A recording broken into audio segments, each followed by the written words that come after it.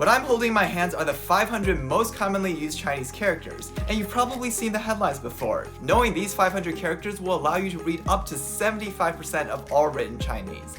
But you probably should not learn from these lists. And here's why.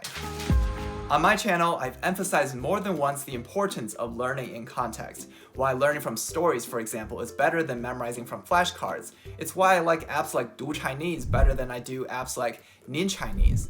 And the reason for making this video today is because I want you to learn from my mistakes.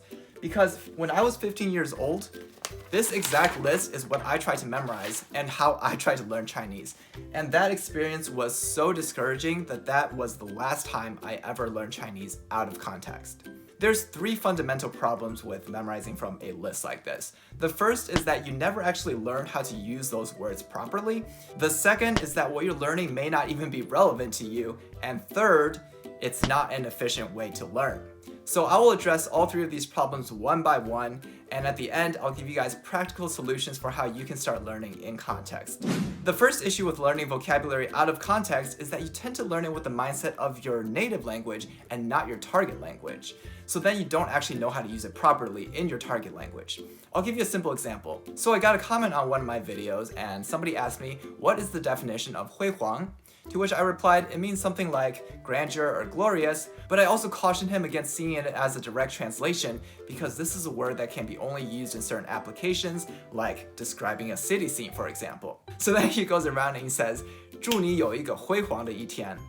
And I could immediately tell he was just trying to say, have a magnificent day, which is natural in English, except you would never say that in Chinese. This is a perfect example where, yes, 辉煌 can be translated into magnificent in English, but no, it cannot be used to describe a day like a magnificent day. And this happens all the time with language learning, right? You'll have a beginner who's learning a new word, maybe from a YouTube video, and they'll try to use it creatively, but what they end up doing is they take a sentence from their native language and translate it directly to their target language and simply substitute that new word into that sentence. And it doesn't work all the time because different languages will always express things in different ways. And a part of what shapes this difference too is culture. So I think if you learn a new language, you have to at least learn a little bit about that language's culture as well. So to sum it all up, in order to learn a new word properly, you have to learn how it's used in your target language and not your native language. The second argument against learning from a list is that you may not even be learning stuff that's relevant to you. So there's two questions you need to ask yourself. A, is it useful for me to learn? And B, is it at my level? Let's start with the second question first, because finding stuff at your level is relatively easier, but still, no material is going to be 100% suited for you.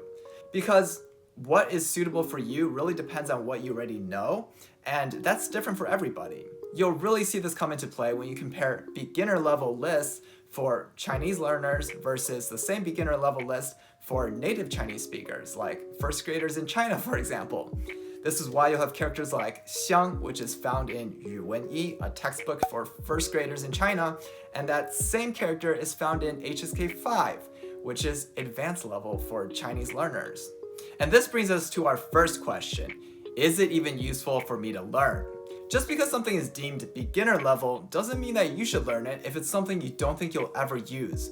For example, if you're really into historical dramas, then you might not find it valuable to learn things like email or computer. But on the contrary, you might want to learn words like 陛下 or 臣, even though those are more advanced words. The thing is, they might be considered more advanced words for your average learner, but it might be really basic for your specific application and learning goals. I really encourage you guys to just take a step back and think about, why am I even learning Chinese in the first place? If the textbook is teaching me something I don't think I'll ever use, why should I learn it? So finally, my third big point is that memorizing from a list is not an effective way to learn. Yes, you can do the whole spaced repetition thingy and maybe that works for you and eventually you'll master the list. But let me tell you something, there is nothing quite like seeing a word over and over again in real life because you actually learn something that's relevant to you. And that kind of reinforcement is far superior than the best spaced repetition system. And not only that, but every time you see a word you're learning in real life, in context, you're also expanding your understanding of how that word is used in different situations. So back to our historical drama example. I can guarantee you that in every historical drama involving royalty, most of them, you will hear the words Chen and 陛下. So now let's talk about how you can apply learning a language in context. First of all, I will admit that in the beginning stages, it can be difficult. There will be a time where you just have to grind it out and learn more vocabulary and increase your understanding of that language. However, even in that stage, you can try to learn new vocabulary words in simple dialogues or try to look up example sentences of how they can be used in really simple situations. There are a lot of good programs out there, like Super Chinese for example, that will teach you new vocabulary alongside a simple dialogue so you can see how that vocabulary is used. And don't forget too that Super Chinese is offering viewers of this channel 20% off of their subscriptions until the end of this month. And I'll have that link in the description if you're interested. Once you reach that intermediate stage and you have more media available to you, then I highly recommend you just immerse yourself in your favorite media. Again, think about why you're learning Chinese. If you're learning Chinese to watch dramas, then go watch more dramas. If you're learning Chinese to interact with Chinese people, then go to Chinatown, make some new friends. If you're learning Chinese for business, then that's a pretty boring reason to be learning Chinese. One of the pitfalls to avoid during this stage is don't be discouraged if you can't understand everything, and don't feel like you have to learn everything. Don't say to yourself, this drama is too difficult for me, I can't understand it.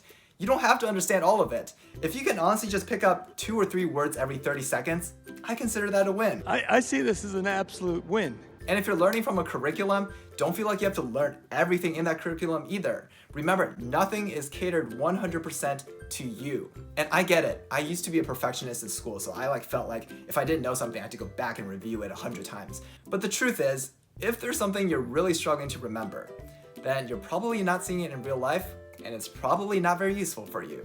Just forget about it, move on. Once you reach the advanced level, this is where the fun really begins. Now, instead of choosing what to learn, let what to learn choose you.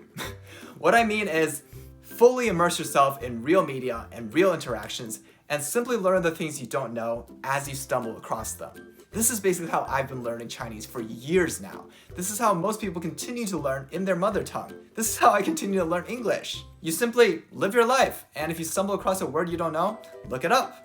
Let me tell you a little secret. There are still some words in HSK 6 that I don't know. But there are also words in HSK 7 through 9 that I do know. And I'm not worried about that, because all that means is, for how I use Chinese, WeChat, reading the news, going through Douyin, watching tech videos, I haven't stumbled across those words yet, and they're not relevant or useful for me. I'll learn those words when I see them in real life. Of course, this entire video is just my personal opinion based on my own learning experiences, but I'd love to hear your thoughts on this topic as well. And if you have study tips to share with each other, feel free to leave that in the comments section. That's all for today. 我们下次再见了，拜拜。